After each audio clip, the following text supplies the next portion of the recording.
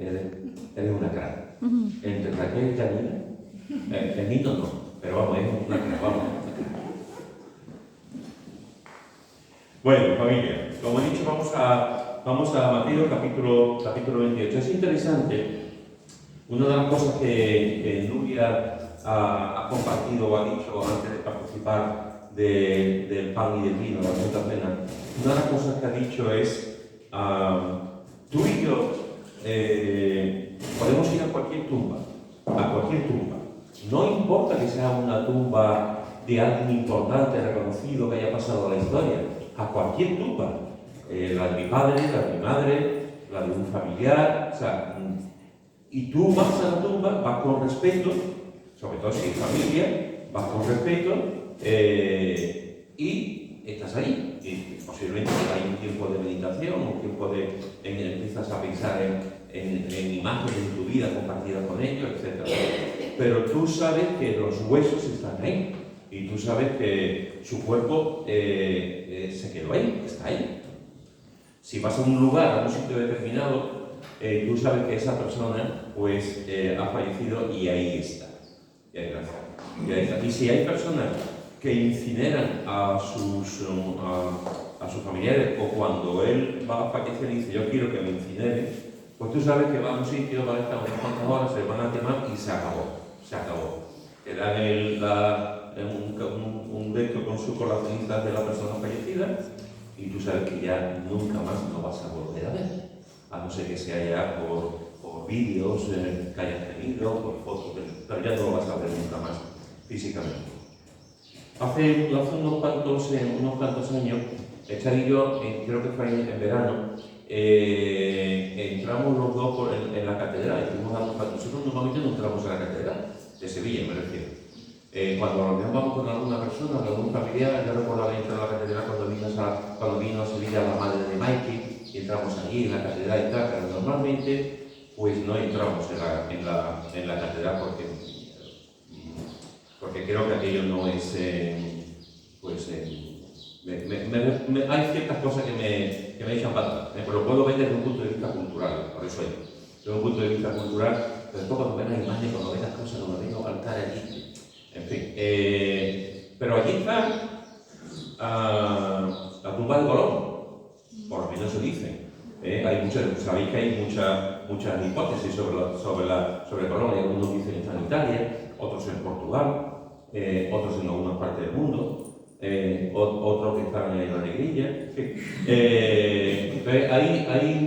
La mayoría de los historiadores, por decirlo, esa es la pura verdad. La mayoría de los historiadores dicen que está aquí. Claro, tú ves la tumba o Fernando III el Santo, que también está aquí enterrado, y son mausoleos, son estatuas grandísimas, son cosas de tú. Pero no están. Como muy bien ha dicho Nuria, tú vas a la India, te vas a cualquier parte, ¿dónde está la tumba de Buda? Te pueden decir, bueno, por aquí, por allá. ¿Dónde está la tumba de Confucio? Te vas por aquí, por allá. ¿Dónde está la tumba de Napoleón? Pues a lo mejor resulta que en la isla de Elba, donde lo enterraron, pues Napoleón aquí estuvo tal, ahí está, pero no está. El Julio César.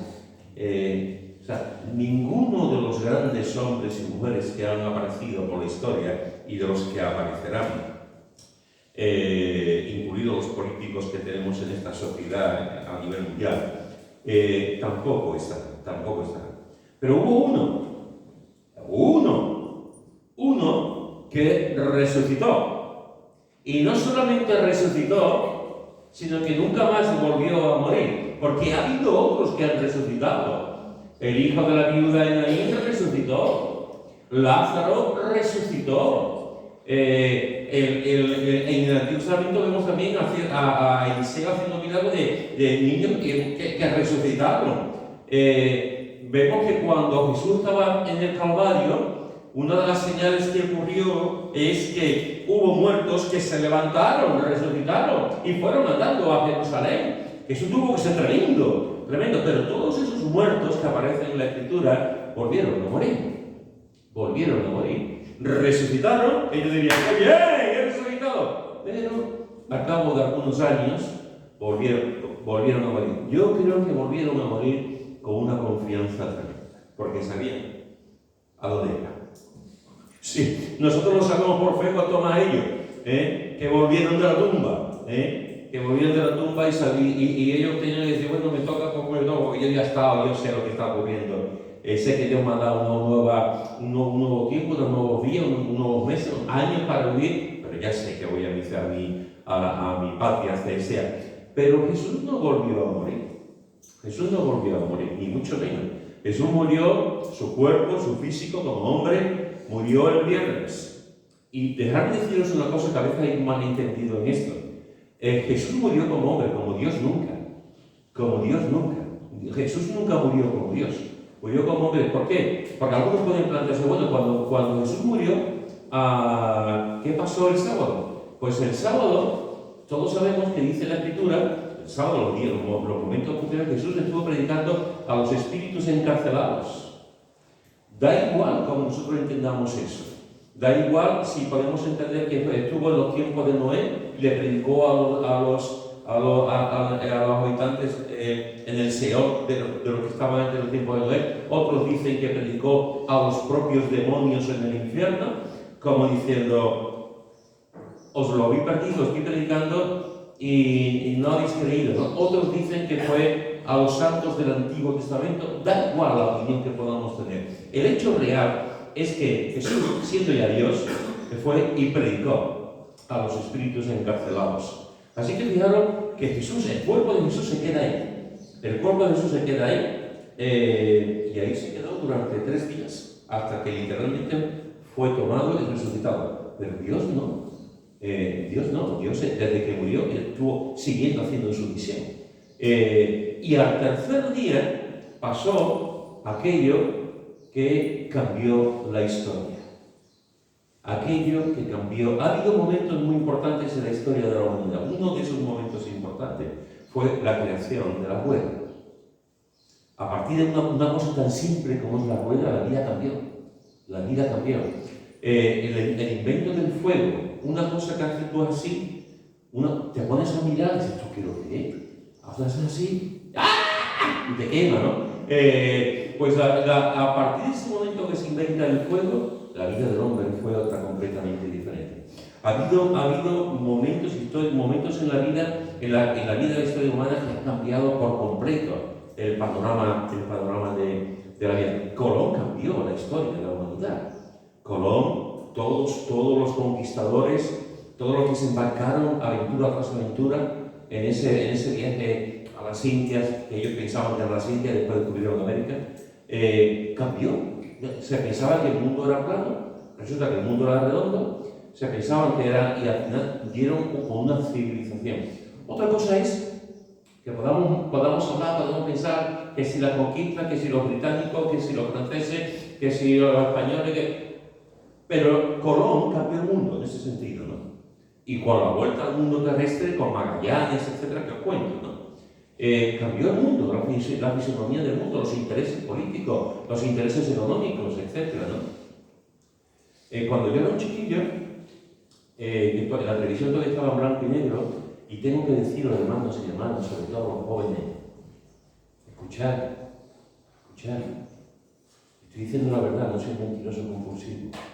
Escuchadme, jóvenes. Cuando yo era un niño, no había móviles. Increíble. Cuando yo era un niño no había móviles. Yo no sé cómo hacíamos las cuentas. Yo no sé cómo sabíamos las cosas. Yo no sé cómo hablábamos. Porque no teníamos móviles para hablar con la gente.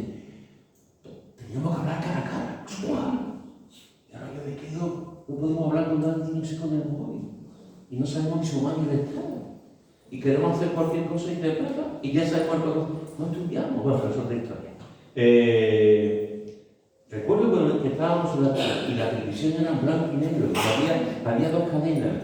La primera cadena y la segunda cadena. Primero una nada más. Es que tiene unos añitos más que yo, Primero nada más que una. Yo me acuerdo cuando mi padre compraron la televisión, me acuerdo perfectamente, era un poquito unos días antes de Navidad, y llegó allí el instalador para poner la antena en la parte de arriba, y estábamos allí mi hermano y yo y el colegio. con la tele que se veía un poquito borroso con neblina, con eso que se ponía y estábamos allí y el hombre llegó, puso poco, estaba allí con la televisión y se hizo uno más del diario, le daba besitos, saludaba, le daba buenas noches a la televisión, lo abrazaba, en fin. Y empezamos a disfrutar de la tele. En el año 69, recuerdo que estaba sentado con mis padres y estaba viendo el viaje de los astronautas que iban a pisar por primera vez la Luna. Yo estaba allí en el cuartito con mi padre, mi abuela, y estábamos allí, y yo nací en el 58, eso fue en el 11 años, y estaba allí viendo aquello, estaba alucinado. Un niño con 11 años, había leído a Julio Verne, me imaginaba mil aventuras, y ahí estaba con aquellos tres hombres, con aquel cohete y con la voz de Jesús Hermida.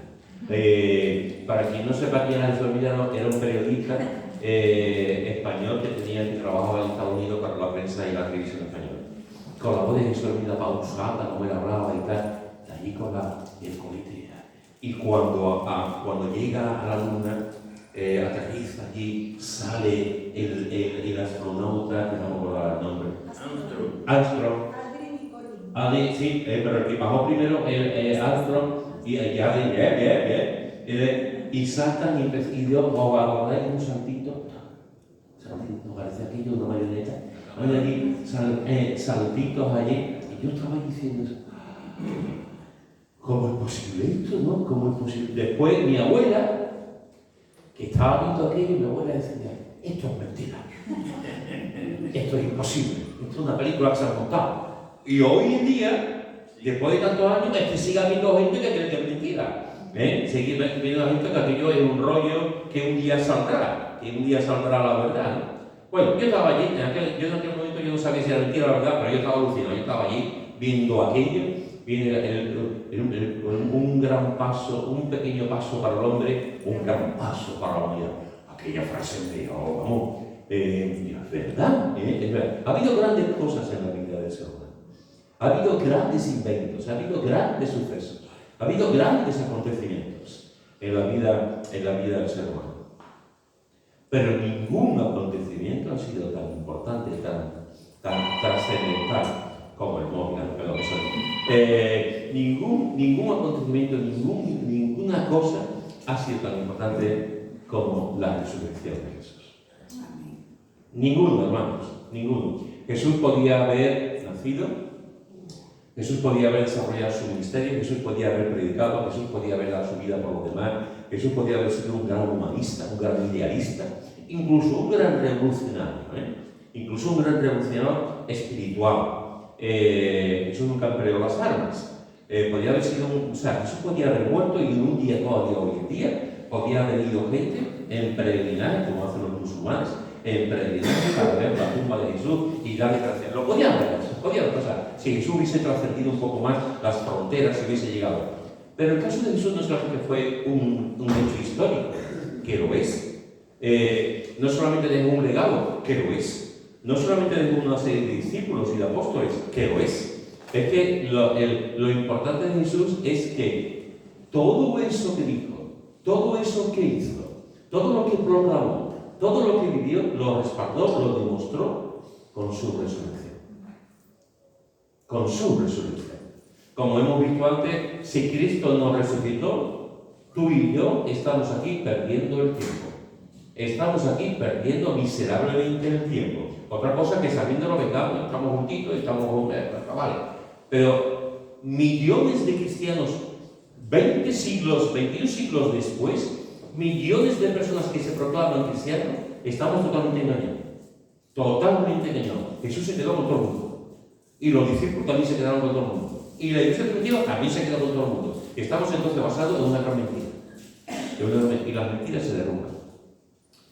Pero si Jesús resucitó, de verdad, literalmente, Jesús resucitó de la muerte, entonces tú y yo, con todas nuestras penurias, con todos nuestros problemas, con todas nuestras dificultades, con todas nuestras luchas, con todas nuestras enfermedades, con todo, somos salvos. Hemos creído en Cristo que venció la muerte, venció al diablo, venció al carne. y somos salvos porque Cristo ha resucitado. Y nuestra fe no es vana. Nuestra fe está basada en un hecho real, en una figura real que dijo que era Dios y que dijo en varias ocasiones que iba a resucitar y que el Antiguo Testamento de las profecías también decían que iba a resucitar. Y Jesús resucitó. Por eso creo que la lectura del capítulo 28, como hemos visto también antes en otro texto, es un capítulo muy importante que nos habla de esta resurrección de Jesús. El sermón de hoy, la predicación de hoy, la he titulado El poder de la resurrección de Jesús. El poder de la resurrección de Jesús. Y en este pasaje que vamos a leer ahora, vamos a ver ciertos poderes también. El poder de la resurrección de Jesús, pero hubo también ciertas cosas que demostraron también ese poder. El poder de cosas sobrenaturales que ocurrieron con el poder de la resurrección de Jesús. Mirad lo que dice Mateo en el capítulo 28. Dice, pasado el día de reposo al amanecer del primer día de la semana, vinieron María Magdalena y la otra María a ver el sepulcro. Y hubo un gran terremoto, porque un ángel del Señor descendiendo del cielo y llegando removió la piedra y se sentó sobre ella. Su aspecto era como un relámpago y su vestido blanco como la nieve. Y de miedo de él los guardas temblaron y se quedaron como muertos. Mas el ángel respondiendo dijo a las mujeres, no temáis vosotras, porque yo sé que buscáis a Jesús, el que fue crucificado. No está aquí, pues ha resucitado, como dijo, venid, ved el lugar donde fue puesto el Señor. E id pronto, y decía a sus discípulos que ha resucitado de los muertos. Y he aquí va delante de vosotros a Galilea, allí le veréis, he aquí os lo he dicho. Entonces ellas, saliendo del sepulcro con temor y gran gozo, fueron corriendo a dar las nuevas a sus discípulos. Y mientras iban a dar las nuevas a los discípulos, he aquí Jesús les salió al encuentro diciendo, salve. Y ellas, acercándose y abrazaron sus pies y le adoraron. Entonces Jesús les dijo, no temáis, y dad la nueva a mis hermanos para que vayan a Galilea y allí me vean. Ese texto es maravilloso. Este texto es maravilloso. De hecho, igual que tenemos la costumbre de leer en Semana Santa, en Navidad, el nacimiento de Jesús, leemos Mateo, leemos Lucas. Cuando llega la Pascua también tenemos la costumbre de leer pasajes que tienen que ver con esa última semana de Jesús en Jerusalén. Cosa que está muy bien, recordado, pero que son textos que podemos leer todo el año y predicar todo el año también sobre eso que pero sí es verdad que de vez en cuando nos tenemos que parar en hechos puntuales que nos ayudan a memorizar, a no olvidar realmente lo que Jesús hizo. Y aquí encontramos, en primer lugar, esta resurrección, este poder de la resurrección de Jesús, encontramos en primer lugar el poder del amor. El poder del amor. Versículo 1. Pasado el día de reposo, al amanecer del primer día de la semana, vinieron María Magdalena y la otra María a ver el sepulcro. Fijaros que dice, pasado el día de reposo, el primer día de la semana. Lo que conocemos hoy en día como el domingo. El primer día de la semana, temprano por la mañana, fueron estas dos mujeres, María Magdalena y la otra María, a ver el sepulcro. ¿Por qué fueron? ¿Por qué se levantaron temprano?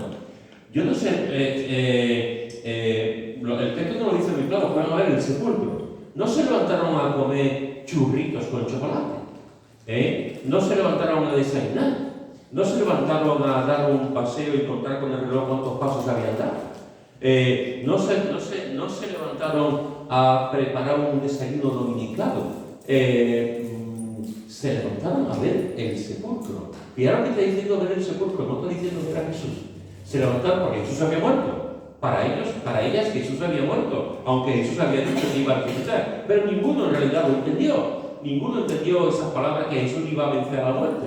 Ellas se levantan para ver el sepulcro, hacer un último homenaje, un último adiós a su maestro, a Jesús. ¿Por qué fueron? Por amor. Por amor. ¿Por qué se levantaron de la cama ese día? ¿Por qué las dos se unieron y fueron andando esa caminata hasta el sepulcro? Por amor. Por amor a Jesús. Su maestro había muerto. Ellas no pensaban que él había dicho que iba a resucitar. Pero que ya está cerca, hay un vínculo emocional Cuando alguien de los nuestros, alguien de la familia, alguien que queremos, algún amigo que queremos, algo importante, hay un vínculo que nos lleva a ver ahí al cementerio, ahí en un lugar, aunque sabemos que no nos va a escuchar, aunque sabemos que está ahí, pero hay un vínculo que lleva, es como para mí, parte de mí está ahí. Y ellas iban, porque parte de ellas estaban ahí, con aquel que les había cambiado, con aquel que las había transformado, con aquel que había llenado por completo sus vidas. Y van allí, María Magdalena y la otra María, a ver el sepulcro, con el argumento más importante que el ser humano puede tener, que es que amaba profundamente a Jesús. Habían convivido con Jesús, habían hablado con Jesús, habían visto el milagro. María Magdalena, de Jesús le había sacado 7 demonios de su vida. Era una persona súper agradecida de lo que el Señor estaba haciendo, había hecho en su vida. Y van para allá, por amor a Jesús. El apóstol Pablo, años más tarde, en 1 Corintios capítulo 16, versículo 22, dijo una frase tremenda. Una frase tremenda. El que no amare al Señor Jesucristo sea anatema. El que no amare al Señor Jesucristo sea anatema. Fijaros, hermanos, que esto es algo tremendo. No lo dice un predicador, no lo digo yo, no lo dice alguien, lo está diciendo Pablo, con una claridad meridiana. Podrás estar de acuerdo o no podrás estar de acuerdo, pero Pablo está diciendo, el que no amare al Señor Jesucristo sea anatema, es decir, sea maldito. Sea maldito. Así, fijaros que Pablo está diciendo, si tú no amas al Señor Jesucristo, sea maldito. Eso dice el apóstol Pablo hoy día en la iglesia, y le tiran piedra por todo, y lo echan de la iglesia, y le dicen que es un fanático, un lunático, y que se vaya a flipar. Estoy convencido, aquí se viene Pablo y dice, el que no ama al Señor Jesucristo, maldito. Vamos, no dura ni 2 segundos el apóstol Pablo en una iglesia, pero lo dijo con su autoridad apostólica, con su autoridad ejemplar. El que no amare al Señor Jesucristo sea anatema. El apóstol Pedro, años después también, escribió en su primera carta, refiriéndose a los lectores que iban a recibir su carta, y hablando de Jesús, dijo el apóstol Pedro en 1 Pedro 1:8, a quien amáis a Jesús sin haberle visto. A quien amáis sin haber visto. ¿Sabéis una cosa? Ninguno de los que estamos aquí hemos visto a Jesús. Ninguno podemos decir, Jesús tenía esta piel, Jesús tenía estos ojos, Jesús tenía el pelo así, de esta forma, nos lo imaginamos. Luego, si lo que sí está claro, eso te lo voy a decir, tú lo sabes también como yo, Jesús pelirrojo no era. Pelirrojo no era. Dudo mucho que Jesús tuviese los ojos azules. Bueno, dudo mucho. Y dudo mucho que Jesús fuese calvo. Con todo mi respeto a mí y a los amigos. No dudo. Que cachi la mano, dudo mucho que Jesús fuese. A veces nos lo pintan rubio, nos lo pintan con los ojos azules. Casi era hebreo, era semítico, aquello era. Pero bueno, no sabemos muy bien cómo era Jesús. Nos lo imaginamos, la cultura popular, los cuadros que se han hecho, los bocetos, las esculturas, nos lo imaginamos. Pero no lo hemos visto. No hemos visto a Jesús. Yo nunca he estrechado la mano de Jesús. Yo nunca he abrazado a Jesús. Yo nunca he escuchado la voz de Jesús. ¿Y tú? No, esa es la realidad. Pero Pedro está diciendo, a quien amáis sin haberlo visto. Eso es algo tremendo. Porque yo puedo amar a Chari porque la veo. Yo puedo amar a mis hijas porque la veo. Yo puedo amar a Pablo. Mira que me cuesta ahora a Pablo. Bueno, porque lo veo. Yo a Jesús nunca lo he visto. Lo veré un día, pero todavía no lo he visto. Lo veo ahora con otros ojos, igual que tú, pero físicamente no. Sin embargo, Pedro está diciendo a quien amáis sin haberlo visto. Y Pablo dice, el que no amare al Señor Jesucristo sea anatema. El que no amare al Señor Jesucristo sea anatema. Si nosotros, hermanos y hermanas, no hemos visto físicamente a Jesús, y le amamos. Y le amamos. Cuánto más aquellas mujeres que estuvieron con Jesús.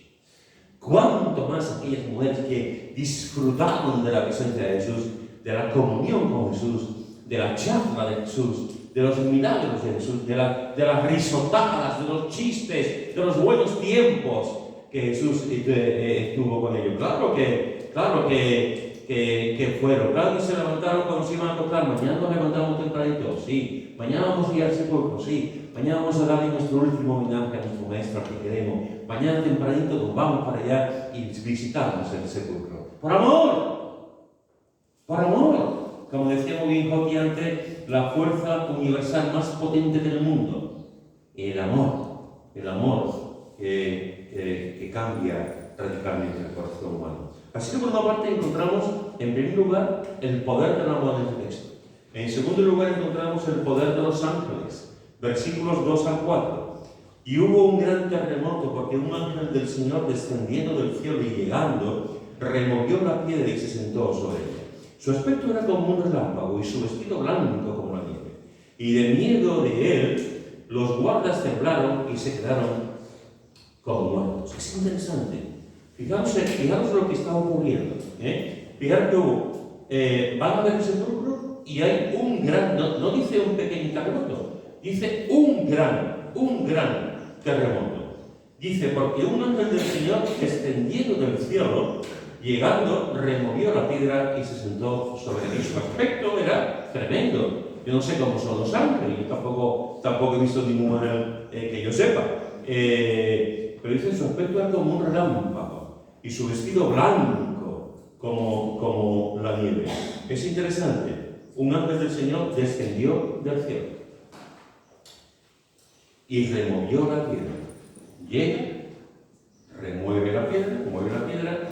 La piedra, como todos sabéis, no era una piedrecita pequeñita.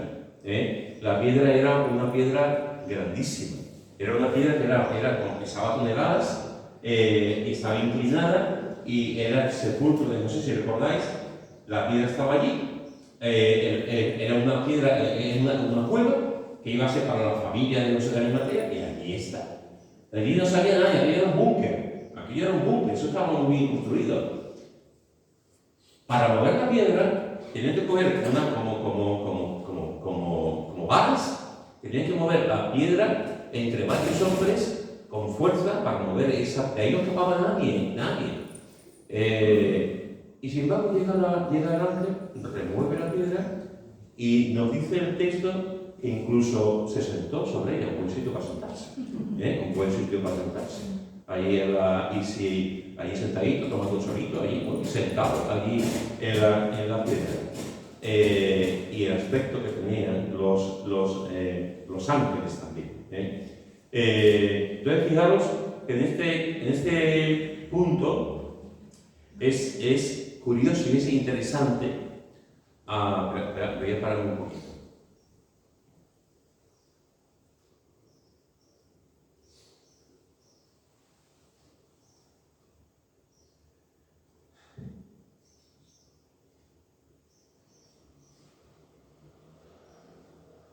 Bueno, gracias, porque es que me despisto, hay algunos hermanos que toman que saben hablar, y me estoy despistado, me estoy poniendo nervioso, entonces prefiero a ver que terminen de hablar, a ver si termina, y continúo. Sí, más señal de hablar. Bien, pues continúo. Entonces, fijaros que pone el ángel y llega y remueve la piedra. Y hace así, yo no sé cómo lo hizo. No sé si dijo piedra, quítate, puso el dedo, no sé cómo lo hizo el ángel. Pero el ángel movió la piedra. Es interesante. Jesús no podía haber removido la piedra. Jesús no podía haber hecho que la piedra desapareciera. Jesús no podía haber hecho así y hace la piedra se desintegra. Jesús no podía haberse con su palabra, piedra, quítate, piedra. Lo podía haber hecho es Dios. Si venció la muerte, ¿cómo va a ir una piedrecita para él? Pero vino el ángel y el ángel remueve la piedra. ¿Por qué? Porque venían las mujeres. Jesús no le hacía falta que viniera un ángel. Jesús tenía 12 legiones de ángeles. ¿Cree que no va a venir Si pueden venir a hacerle lleno de hambre a salvarme, yo puedo hacerlo. Pero vino un ángel, no por Jesús, sino por las mujeres. Porque las mujeres cuando llegaron a la tumba, vieron la tumba abierta, pusieron la mirada en la tumba abierta y vieron que la tumba estaba vacía. El ángel removió la piedra no por Jesús, porque lo necesitara, sino por que las mujeres cuando llegaran vieran la tumba vacía. Este es el poder de los ángeles también. El poder que tuvo de mover, de quitar la piedra para que las mujeres cuando llegaran vieran que no era una tumba ocupada, sino una tumba vacía. Vemos también, por otra parte, el poder de la certeza, el poder de la convicción.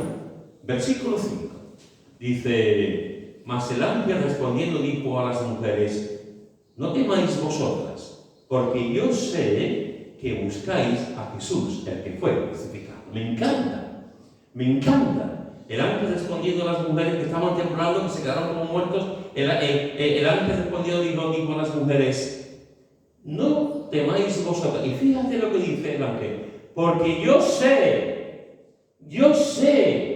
que buscáis a Jesús, el que fue crucificado. Convicción, seguridad. Yo sé a qué habéis venido.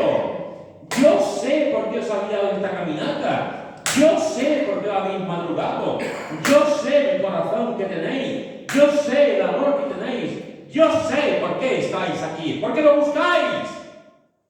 Porque lo buscáis. Yo sé lo que es realmente, lo que hay en vuestro corazón. Había convicción por parte del ángel, certeza, sabía a lo que habían venido estas mujeres, sabían que su propósito era buscar a un Jesús muerto, pero buscarlo. Lo que ellos pensaban era encontrarse con ese Jesús muerto, con ese sepulcro, despedirse de un último homenaje y estar allí con él, limpiando el cuerpo, echarle los aromas, estar allí, los ungüentos. Yo sé que buscáis a Jesús. ¿Y tú? ¿Y tú? Mira lo que dice Marcos en el capítulo 1, Marcos capítulo 1, versículo 35 al 37.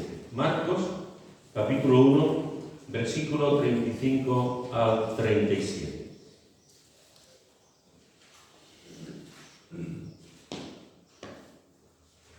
Dice aquí, Marcos capítulo 1, versículo 35 al 37.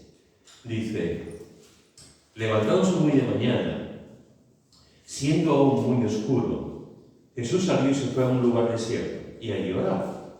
Y le buscó Simón y los que con él estaban, y hallándole le dijeron: todos te buscan, todos te buscan. Horas antes, Jesús ha tenido un día tremendo, un día de mucho trabajo, un día de mucho servicio.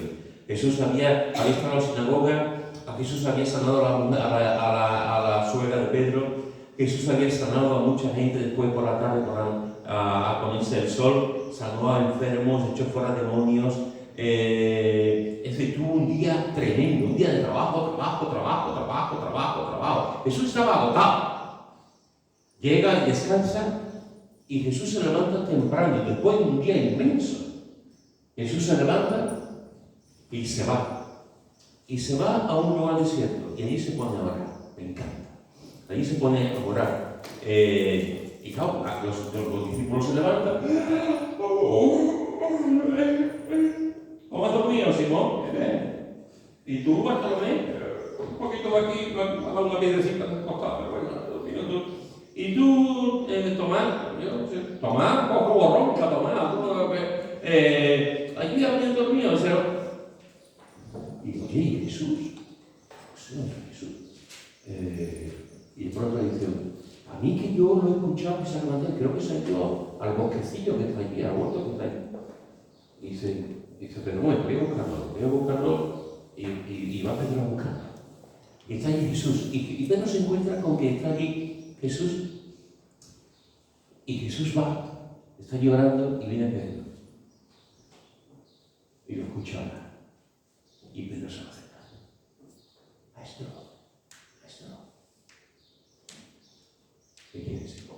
convencerte, digo yo. ¿Qué quieres? Es que todo te busca.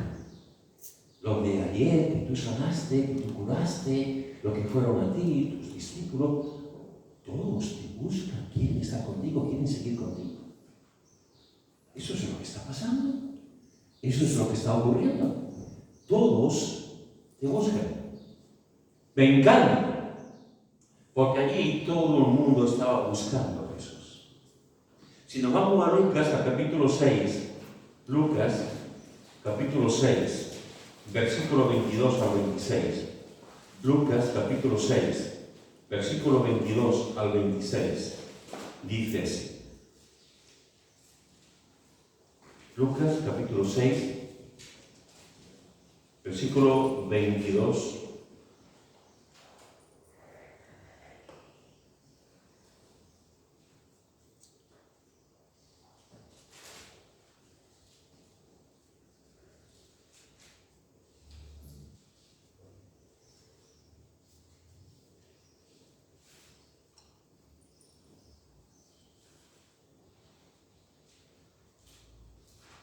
Espérate, porque parece que me he confundido.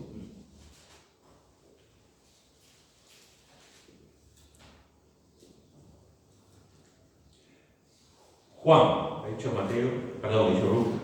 Juan, capítulo 6, versículo 22, dice. Juan, capítulo 6, versículo 22 en adelante, dice: el día siguiente la gente que estaba al otro lado del mar vio que no había habido allí más que una sola barca y que Jesús no había entrado en ella con sus discípulos, sino que estos habían ido solos. Pero otras barcas habían arribado de Tiberias junto al lugar donde habían comido el pan después de haber dado gracia al Señor. Cuando vio pues la gente que Jesús no estaba allí, ni sus discípulos, entraron en las barcas y fueron a Capernaum buscando a Jesús. Y hallándole al otro lado del mar le dijeron: Rabí, ¿cuándo llegaste acá? Respondiendo Jesús le dijo: de cierto os digo que me buscáis, no porque habéis visto las señales, sino porque comisteis el pan y os saciasteis. Es interesante, porque claro que aquí vemos también gente que está buscando a Jesús, igual que hubo gente que, cuando en el texto que hemos leído antes, que buscaron a Jesús por todas las cosas que Jesús estaba haciendo. Ahora encontramos que hay personas que siguen buscando a Jesús. Jesús está al otro lado del mar, la gente está buscando a Jesús. Si vemos el capítulo anterior, lo que ha pasado antes, Jesús ha hecho un milagro tremendo con la multiplicación de los panes y los peces, con miles de personas que les había dado de comer. Y la gente está alucinada con Jesús, están allí y la gente lo está buscando. Todos buscan a Jesús. Y Jesús es interesante lo que dice: me buscáis no porque habéis visto las señales, sino porque comisteis el pan y os saciasteis. Claro, tú estás allí con un montón de gente, la calor del desierto, siguiendo a Jesús durante horas, con mucha sed, y de pronto Jesús hace allí: momento, ¿alguien tiene algo de comer aquí? Yo tengo un poquito de peces, yo tengo un poquito de pan, traédmelo para acá. Pero es que son casi 10.000 personas contando con los niños normados. Y Jesús lo trae y empieza a repartir el pescadito. Igual que nosotros, Empieza a repartir el pescadito y empieza a repartir el pan.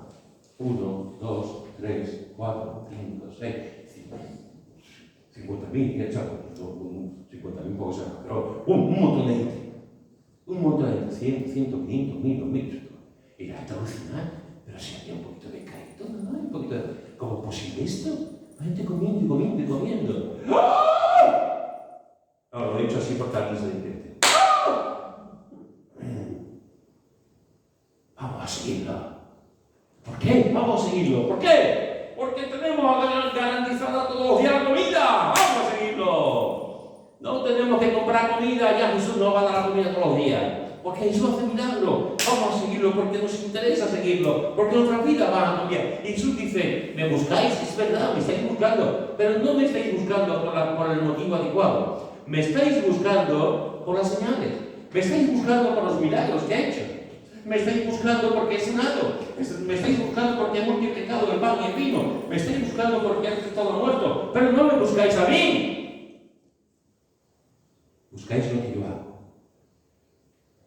buscáis lo que... Y hay una diferencia tremenda entre buscar lo que Jesús proporciona, los milagros de Jesús, y buscarlo a Él. Es un mundo completo. Hay gente que sigue a Jesús buscando señales de Jesús. Señor, sáname, Jesús, devuélveme la vista, Jesús, esto hizo esto y lo otro. Pero una cosa es buscar las señales y otra cosa es buscar a Jesús de verdad. Y Jesús, como Jesús, siempre es muy certero. Y Él sabía que lo estaban buscando por los milagros, por lo que ofrecía, pero no por Él. ¿Sabéis, hermanos y hermanas? Todos nosotros, todos los que estamos aquí, es decir, todo lo que hemos encontrado en Cristo que estamos aquí, todo lo que hemos creído en Cristo que estamos aquí,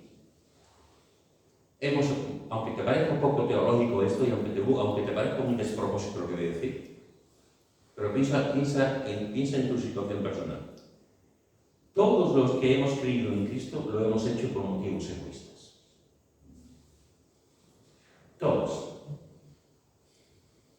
No lo hemos hecho por un ideal, todos lo hemos hecho por un motivo egoísta. Todos buscamos a Jesús por nuestro bien, para nuestro bien. Los ciegos buscaban a Jesús ¿para qué? Para ver. ¿Por qué buscaban los leprosos a Jesús? Para ser sanados. ¿Por qué los paralíticos buscaban a Jesús? Para andar. ¿Por qué los endemoniados buscaban a Jesús? Para librarse de los demonios. Es decir, todo el mundo va a Jesús con un propósito egoísta: cambiar. Que ocurra algo en nuestra vida. ¿Qué es lo que ocurre? ¿Qué es lo que pasa? Que cuando buscamos a Jesús, cuando encontramos a Jesús, entonces nuestras vidas cambian y encontramos de verdad, quitamos ya el egoísmo desaparece porque hemos encontrado la verdad. Hemos encontrado la verdad y hemos encontrado a Cristo, pero todos vamos. Yo acudo a Jesús porque soy un pecador empedernido. Yo acudo a Jesús porque soy un mentiroso. Yo acudo a Jesús porque estoy enfermo. Yo acudo a Jesús porque mi mente no funciona bien. Yo acudo a Jesús porque tengo el corazón manchado. Yo acudo a Jesús porque mi matrimonio está hecho polvo. Yo acudo a Jesús porque tengo una hija que está con depresiones. A ver si Jesús lo cura. Yo acudo. Vamos siempre con motivos así. Vamos con motivos y Jesús lo sabe. Jesús lo sabe.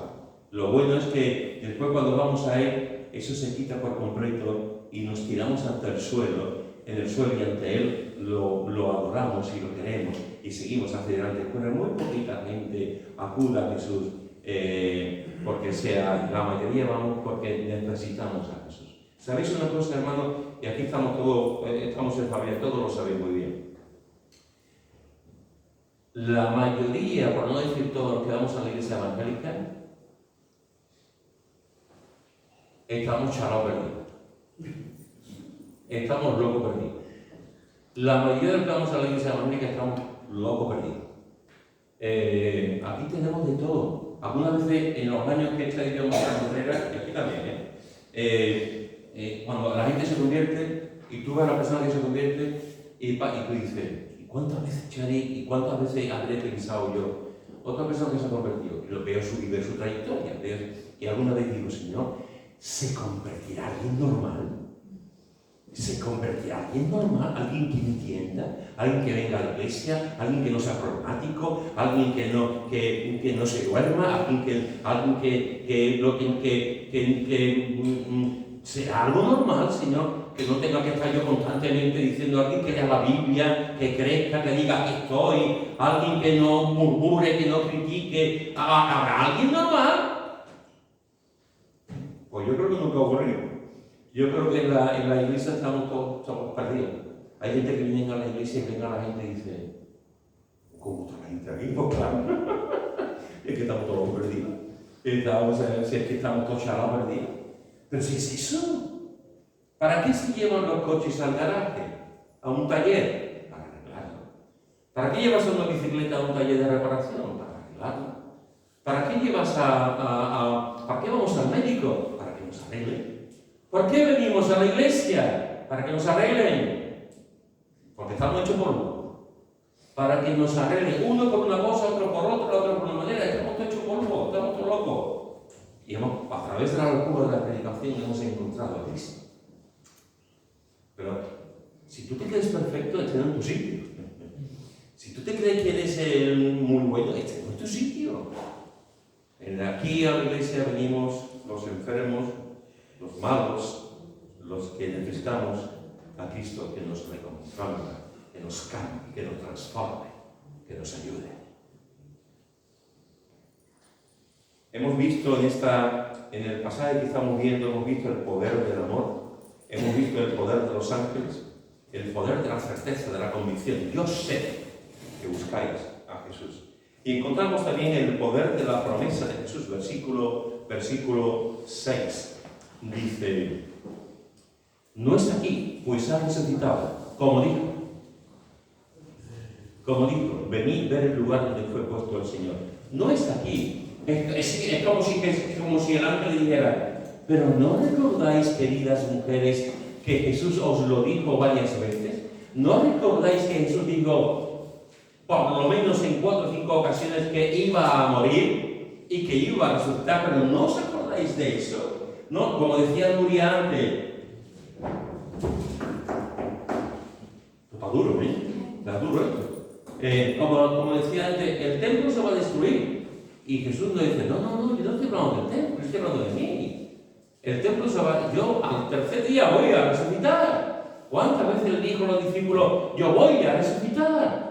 Pero los discípulos, claro, eran humanos, eran muy humanos. ¿Cómo van a entender ellos que aquel profeta, aquel hombre, aquel ser maravilloso que estaba con ellos, aquel que decía que era Dios, aquel que hacía milagros, cómo iban ellos a entender que Jesús iba a resucitar? Pero lo dijo, me encanta.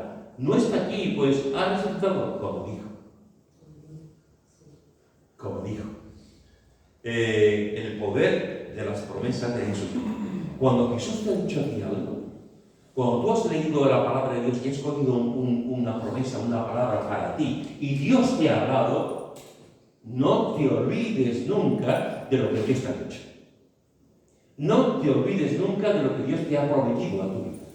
No te olvides nunca de las cosas que Jesús te ha comentado y te ha dicho. Porque Jesús te lo dijo. Jesús te lo dijo. Y lo cumplirá. Jesús no es hombre para que mienta.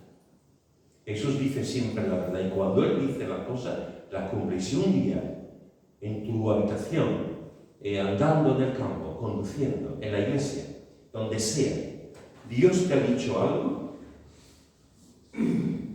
cumplirá. Porque te lo ha dicho. Así que tenemos también la promesa el poder de la promesa de Jesús y el poder del testimonio. Versículos 7 y 8 dice, y pronto decía a sus discípulos que ha resucitado de los muertos. Y aquí va delante de vosotros a Galilea. Allí le veréis, que aquí os lo he dicho. Entonces ellas, saliendo del sepulcro, con temor y gran gozo, fueron corriendo a dar las nuevas a sus discípulos. Y mientras iban a dar las nuevas a los discípulos, aquí les salió al encuentro. Fijaos, hermanos, que nos dice este versículo que hemos leído, nos dice dos cosas importantes. Y pronto y decir. Y pronto y decir. Y lo segundo que dice, y pronto y decir.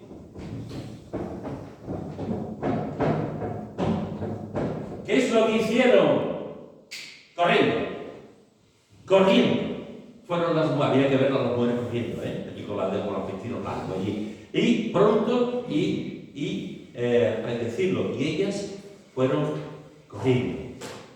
Literalmente, 2 mujeres al amanecer, después de ver la tumba vacía, después de ver a un ángel deslumbrante, después de escuchar al ángel y decirle, y pronto. Y las mujeres lo cogieron al pie de la letra como debía de ser y salieron corriendo. Ejercicio matutino. Salieron corriendo para ir y decirle a los discípulos que Jesús había resucitado. El poder del testimonio. Cuando nosotros nos convertimos, hermanos, cuando conocemos a Cristo, tenemos que ir corriendo a predicar el Evangelio a los familiares, a los amigos. Lo más importante que tenemos nosotros es Cristo. Y tenemos que compartir de Cristo. Y la gente tiene que ver en nosotros a Cristo. La gente no tiene que ver a alguien, solo tenemos que, nuestro mensaje es compartir el Evangelio de Jesús. Habrá gente que se burle, habrá gente que no crea, habrá gente que crea que estamos locos perdidos, habrá gente que es atea, habrá gente que mezcla a Jesús con el budismo, con el hinduismo, habrá gente de todo. pero nosotros tenemos que predicar el Evangelio. Tenemos que ir corriendo a dar las nuevas de salvación de Cristo a los demás. Esto fue lo que hicieron estas mujeres. Estas mujeres fueron corriendo. Como la mujer samaritana, por cierto. Tú eres profeta, ¿verdad? Porque lo que tú me has dicho no lo sabe nadie. Tú eres profeta. Un momento, Jesús. Oye, yo estoy diciendo así esta mañana, ¿eh? Y llega allí a la aldea de los samaritanos. Amigos, amiga, ¿qué más? ¿Qué ocurre? He conocido a uno que me ha dicho todo acerca de mí. Bueno, nosotros sabemos cosas tuyas, de los pueblos no conocemos. Sí, pero ¿quién te ha dicho muchas cosas que ni siquiera ustedes saben? ¿Ah, sí? Y Jesús fue a la aldea, ¿y recordáis? Jesús estuvo en la aldea y estuvo predicando 2 días allí. 2 días se pasó en la aldea compartiendo el Evangelio con los samaritanos. Un judío con los samaritanos. Y estuvo compartiendo el Evangelio, predicando el Evangelio, porque una mujer había estado en contacto con Jesús. Jesús le había dicho, bebe del agua que yo te daré. Y le había cambiado por completo, le había dicho lo que había en su corazón. Le había dicho que el hombre que necesitaba no era su marido. Y esta mujer salió corriendo y le dijo, ¡hay alguien! Y lo compartió. Y nosotros muchas veces hemos encontrado a Cristo, hemos tenido un encuentro con Cristo y no somos capaces de decir absolutamente nada a nadie de que hemos creído en Cristo. Nos da corto, nos da vergüenza, nos da miedo. Cuando deberíamos decir a todo el mundo, creo en Cristo. Creo en Cristo. Creo en Cristo. Y no solamente creo en Cristo, sino que amo a Cristo. Y no solamente creo en Cristo y amo a Cristo, sino que vivo para Cristo. Y Cristo es lo más importante. Y vivo para Él. Y si vivo para Él, también estoy dispuesto a morir por Él. Y fueron corriendo a predicar, a decir que Cristo había resucitado. Y vemos también, hermanos, en el versículo 9, el poder de la adoración. Y aquí Jesús les salió al encuentro diciendo, salve. Y ellas, acercándose, abrazaron sus pies. Y le adoraron. Y le adoraron. Aquí se acerca, está Jesús, van corriendo. Jesús, salve. Jesús se acerca. Tuvo que ser tremendo, hermano, estaban ahí corriendo. De pronto ven ahí una figura, se acerca, reconocen que es Jesús, abrazan sus pies y le adoran. Tuvo que ser impresionante. Y le adoran. No se abrazaron a él el cuerpo entero. No lo cogieron por el cuello, se tiraron a sus pies. Abrazaron sus pies y adoraron sus pies.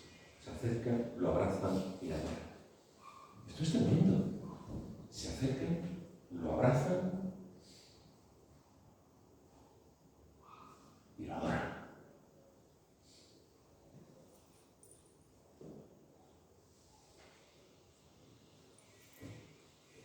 Los creyentes auténticos, los religiosos no. Los que van a la iglesia no se convertían tampoco. Los creyentes que conocen a Cristo de verdad, la actitud que va a tener en sus vidas siempre es la adoración. Siempre es la adoración. Lo máximo que podemos hacer nosotros los niños y lo más hermoso que podemos hacer nosotros es adorar. Nos tiramos al suelo y adoramos a Jesús. Por quien es Él, por lo que hizo, por lo que hará. El poder de la adoración. Y el último que vemos en el versículo 10 es el poder de Jesús de quitar el temor. Mirad que dice, entonces Jesús les dijo, no temáis, y dad las nuevas a mis hermanos, para que vayan a Galilea y allí me verán. ¿Veis el cuadro completo? ¿Veis la escena completa? Jesús ha resucitado, el ángel les dice ir para y compartirlo. Jesús se acerca en el camino, ellas lo ven, se acercan, lo adoran y ahora Jesús le dice: no temáis. ¡Wow! No temáis, les da una misión para que vayáis a Galilea y allí me verán, pero les dice: no temáis, no temáis. Déjame preguntarte tres cosas antes de terminar. La primera es: ¿a qué tienes miedo?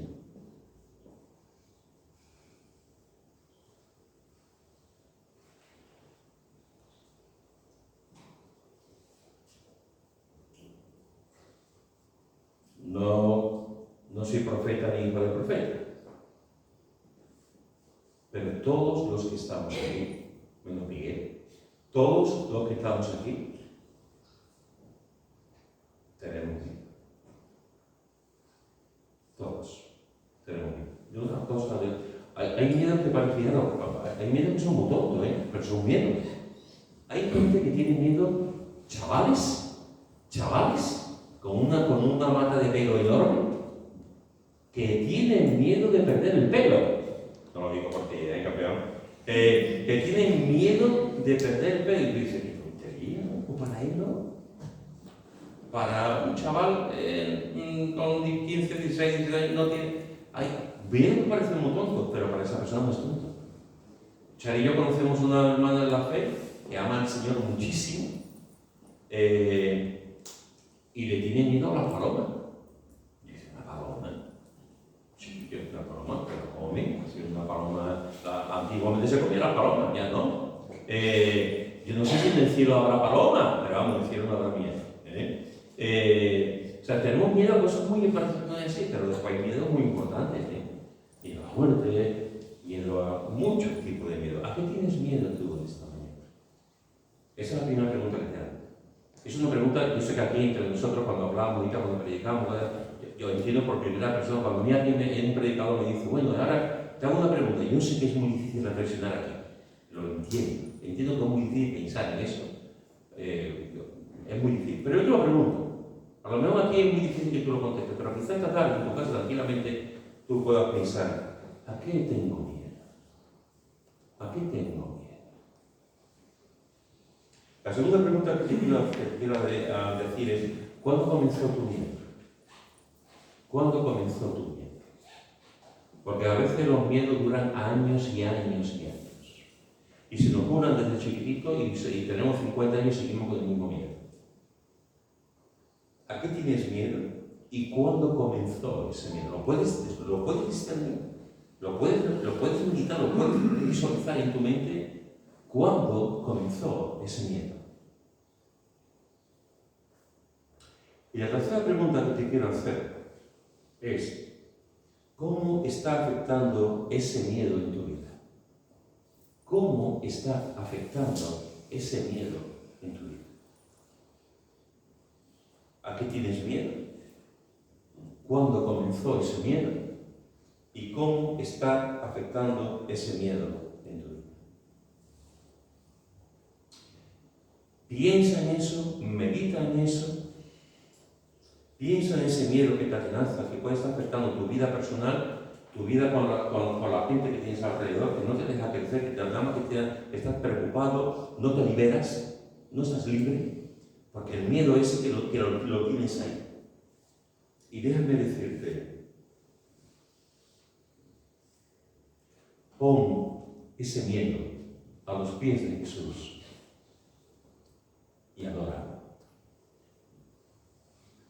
Pon ese miedo a los pies de Jesús y adóralo. En esta mañana, Jesús te está diciendo a ti y a mí: no temas.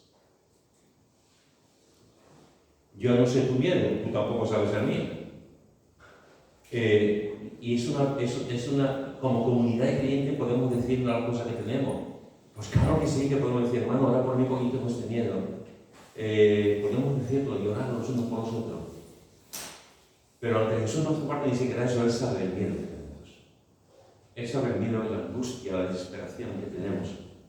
Y Jesús te dice, miramos a nosotros en esta mañana. No temas.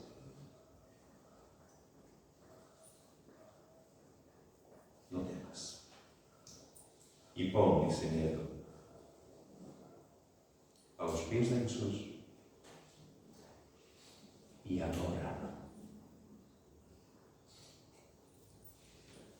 Hoy te he dicho que el sermón, el título del sermón es el poder de la resurrección de Jesús. Te he dicho que en este texto hay muchos poderes. Hemos hablado del poder del amor, el poder de los ángeles, el poder de la certeza, de la convicción, el poder de las promesas de Jesús, el poder del testimonio, el poder de la adoración y el poder de Jesús de quitar el temor. Eso es lo que ocurre cuando Jesús resucitó. Eso es lo que pasa cuando Jesús resucitó, todo esto que hemos visto.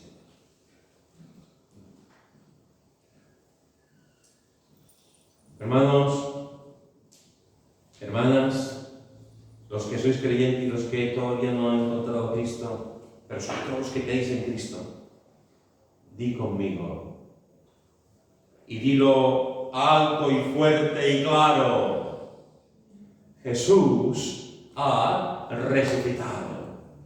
1, 2 y 3. Jesús ha resucitado. Amén. Amén. Y los que todavía no habéis creído, déjame decirte, dilo.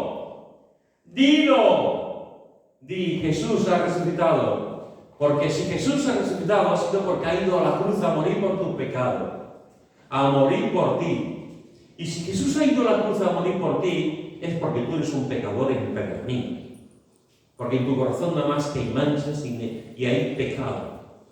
Jesús fue a la cruz porque tú estás separado de Él, de Dios, por tu pecado. Y fue como cordero inmolado al matadero a morir. Pues no a darte una religión, No a darte una iglesia evangélica, a darte vida eterna y a reconciliarte con Dios. Si Jesús no ha resucitado todavía para ti, dilo, Jesús ha resucitado porque Jesús ha ido a la cruz a morir por mis pecados. Amén. Amén. Si alguno quiere orar.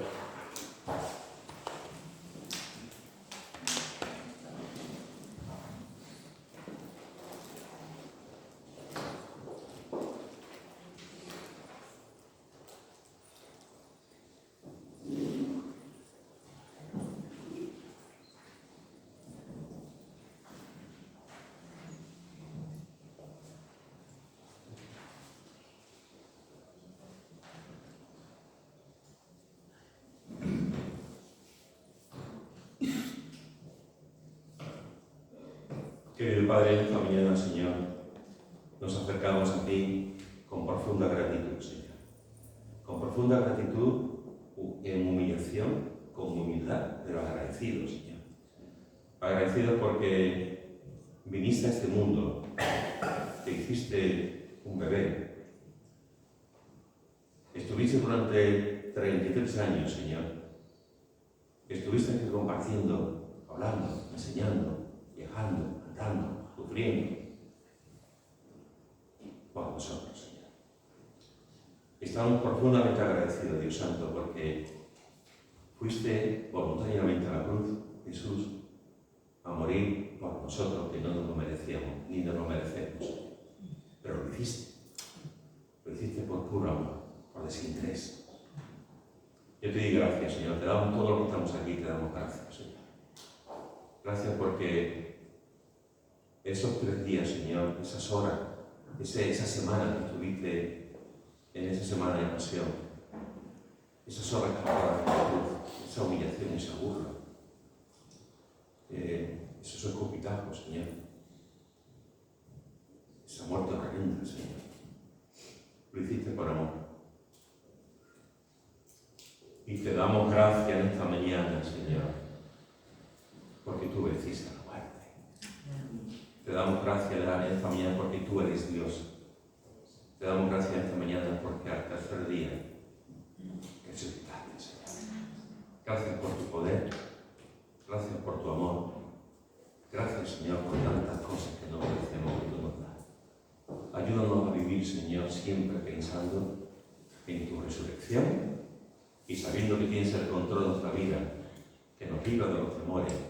Ayúdanos, Señor, a adorarte cada día, a seguir buscándote cada día y a predicar de tu palabra también, Señor, cada día. A tu nombre sea la gloria y la honra por los siglos de los siglos.